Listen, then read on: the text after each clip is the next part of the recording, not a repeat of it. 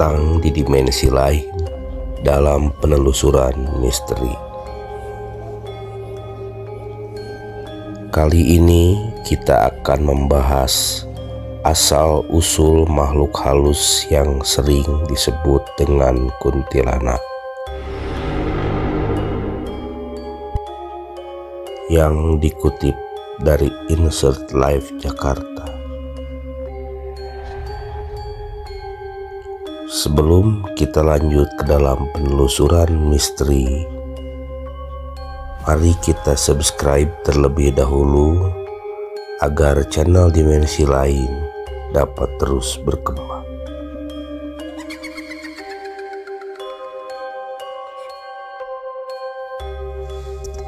Jakarta, Insert Live. Hantu kuntilanak menjadi sosok mistis yang sangat terkenal di Indonesia. Kuntilanak biasanya selalu digambarkan sebagai sosok hantu perempuan rambut panjang yang memakai gaun tidur putih.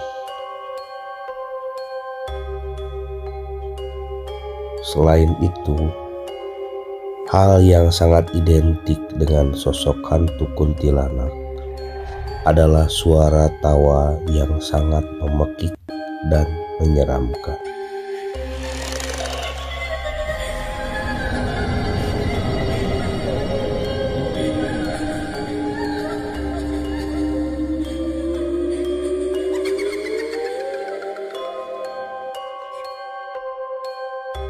Nama Pontianak memang tidak terlepas dari asal-usul kota tersebut yang identik dengan keberadaan kuntilanak. Kata Ponti memiliki arti pohon tinggi yang memang banyak ditemui di kawasan hutan kota Pontianak pada zaman dulu.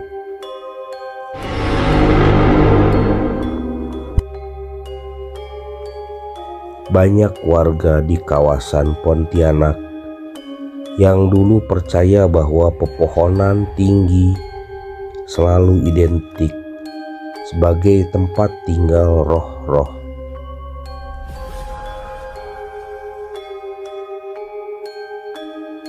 Penyebutan roh-roh penunggu pohon tinggi kemudian berubah menjadi Pontianak atau kuntilanak.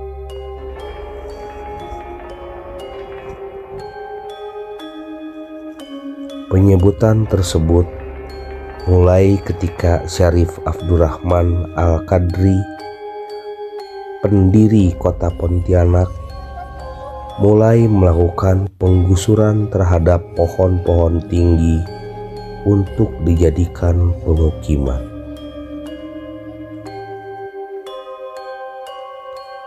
Timo menjelaskan bahwa istilah Pontianak atau kuntilanak akhirnya merujuk kepada roh-roh yang menempati pohon tinggi.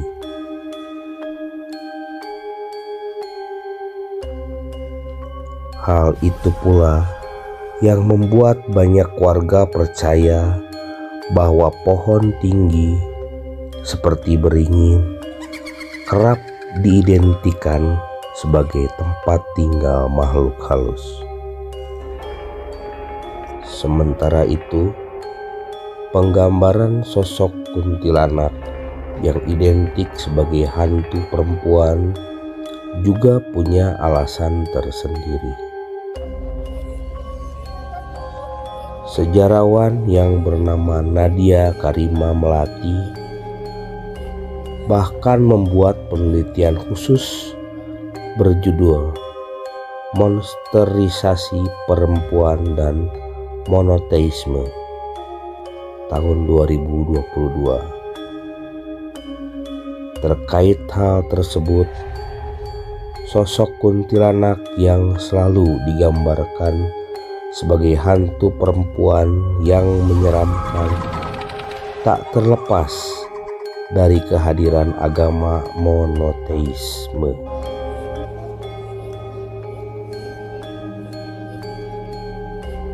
agama monoteisme memang dengan lantang menolak adanya sosok spiritual lain kecuali Tuhan. Karena hal tersebut membuat banyak makhluk spiritual yang kemudian selalu digambarkan sebagai sosok menyeramkan. Selain itu, sosok hantu kuntilanak juga sering digambarkan sebagai makhluk halus berwujud perempuan. Penggambaran tersebut tak terlepas dari keberadaan wanita yang tak jauh dengan kematian seperti saat melahirkan.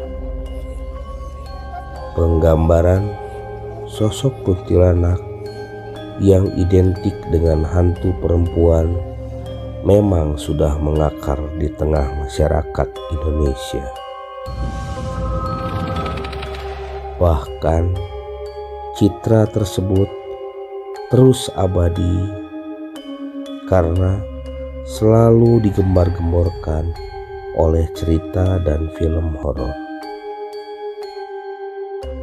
Menurut kompas.com, kuntilanak merupakan sebuah makhluk mistis yang sangat akrab dengan budaya kepercayaan masyarakat Indonesia,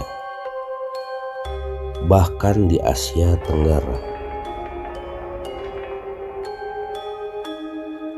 Dalam beberapa tayangan industri pertelevisian atau cerita-cerita yang berkembang di masyarakat, kuntilanak divisualisasikan sebagai makhluk jahat nan menyeramkan.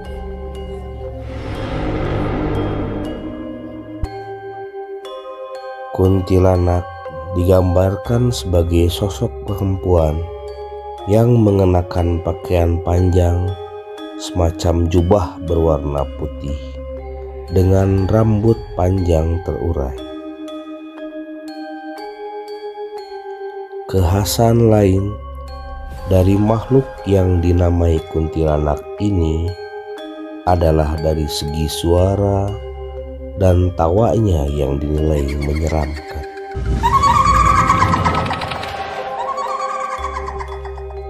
Akan tetapi, dalam beberapa tayangan serial film hantu di Indonesia, kuntilanak juga terkadang digambarkan menggunakan pakaian berwarna merah dan hitam.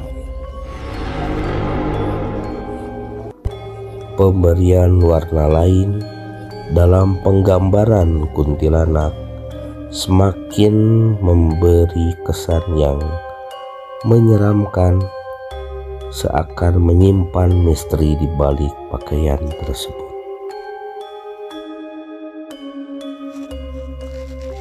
Kisah kuntilanak pernah dibedah oleh seorang antropolog kelahiran Jerman, yaitu Timo Duile.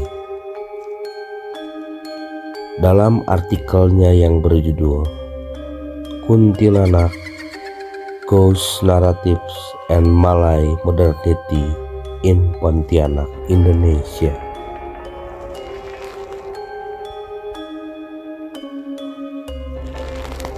dalam artikel tersebut dijelaskan bahwa kuntilanak pertama muncul di kalangan masyarakat Pontianak, Kalimantan Barat.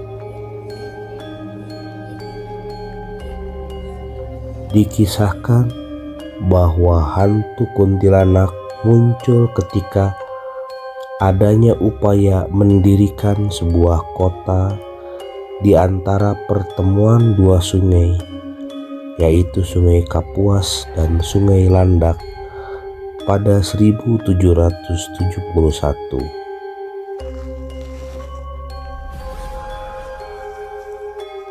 Adanya upaya pendirian kota di atas lokasi tersebut oleh masyarakat yang dipimpin oleh Sultan Syarif Abdurrahim disebabkan sungai tersebut tonggak penting jalur transportasi.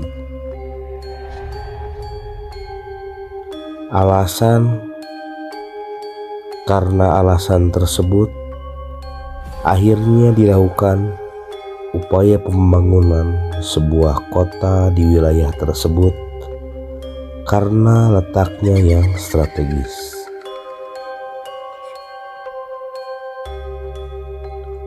Dalam pembangunan kota tersebut, bahan-bahan yang digunakan berasal dari alam sekitar, seperti batu dan kayu.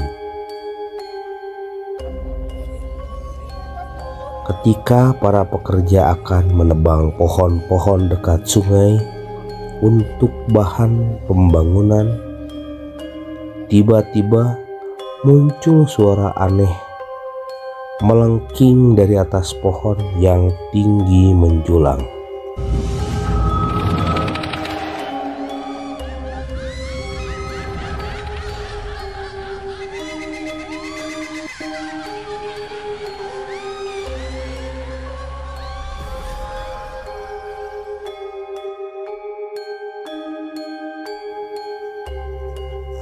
Adanya suara-suara tersebut kemudian membuat para pekerja ketakutan dan berlarian menjauhi sumber suara tersebut. Tidak hanya para pekerja yang diganggu oleh kuntilanak, para masyarakat biasa dan para nelayan pun menjadi sasaran gangguan dari kuntilanak.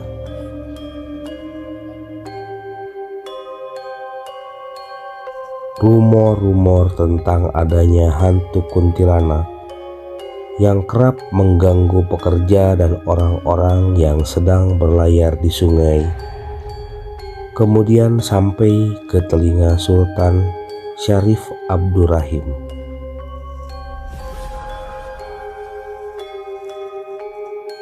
Kemudian Sultan Syarif Abdurrahim bersama pengikutnya memutuskan untuk mengusir kuntilanak karena dianggap sebagai roh jahat yang mengganggu masyarakat.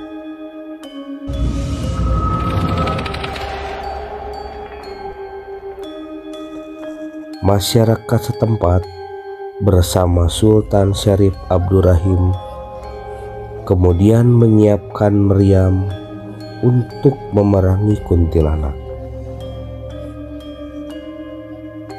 Singkatnya, setelah ditembaki oleh masyarakat dengan meriam, akhirnya kuntilanak-kuntilanak pergi menjauhi lokasi kota baru dan berlari ke arah pedalaman.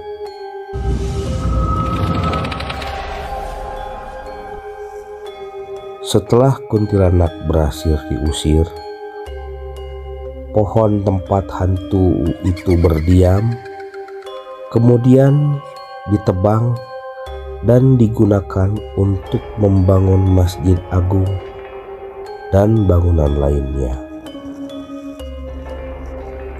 Berdasarkan peristiwa serangan kuntilanak yang terjadi selama pembangunan, akhirnya kota tersebut diberi nama Pontianak. Pelabelan kuntilanak sebagai roh jahat semakin lekat dan berkembang ketika Melayu modern yang membawa agama Islam menafsirkan kuntilanak sebagai setan atau iblis yang memusuhi manusia.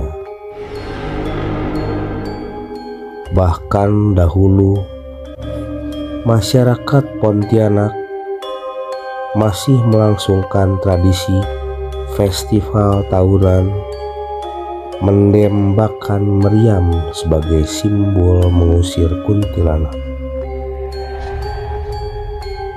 Namun, tradisi pengusiran kuntilanak ini menghilang pada masa pemerintahan Orde Baru.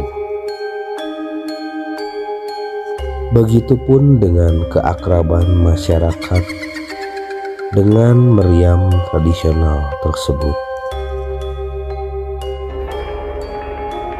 Cukup sekian penelusuran misteri tentang kuntilanak di channel Dimensi Lain.